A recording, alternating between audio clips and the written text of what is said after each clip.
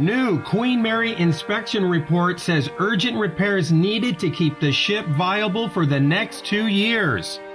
We got lots to cover, but before we step aboard, be sure to subscribe and click the notification bell for future updates. Thank you. A new Queen Mary inspection report says little urgent repair work has been done on the ship in the past 5 years, leaving the historic vessel vulnerable to flooding. Or are you ready for this?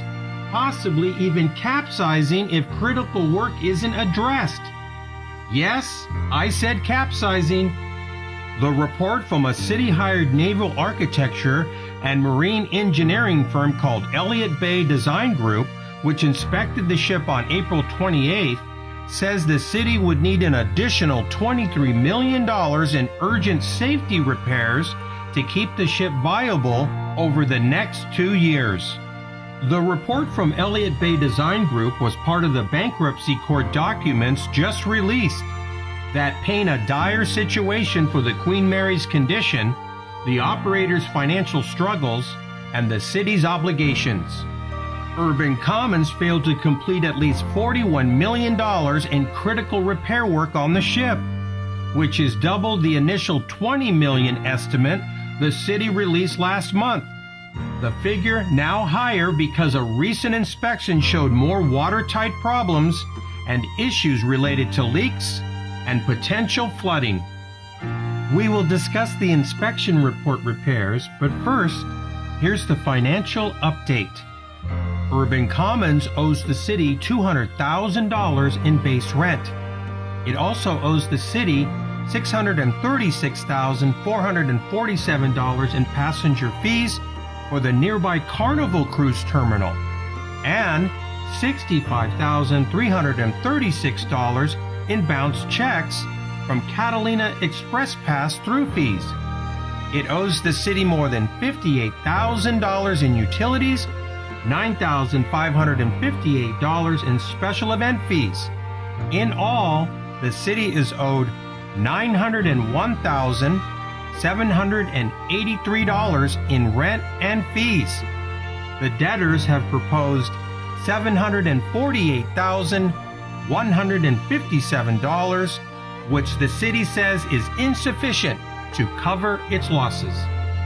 Urban Commons has not paid county property taxes on the Queen Mary as part of its lease agreement since at least 2019. The Los Angeles County Treasurer and tax collector has filed 2 claims, one for $848,112 and another for $5.2 million.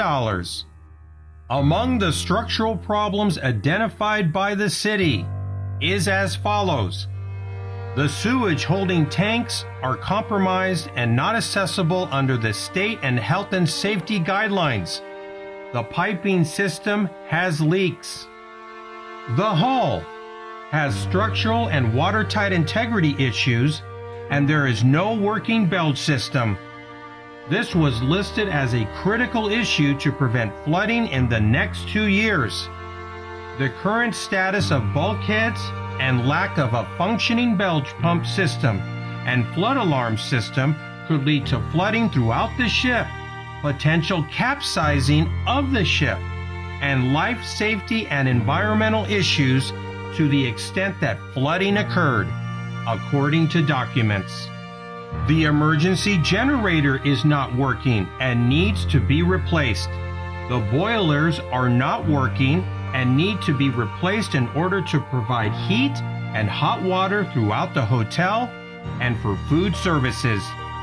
The Spruce Goose Dome needs work to prevent structural integrity issues. This is critical since Carnival uses the dome for passenger loading at its terminal and plans to reopen for cruises later this year. The city, in a statement, said the Queen Mary does not have a reopening date at this time, and that the ship will not be reopened by the current or future operator until the critical safety issues identified in the Elliott Bay Design Group report have been completed. Once again, any thoughts or insights that you would like to share? Please do.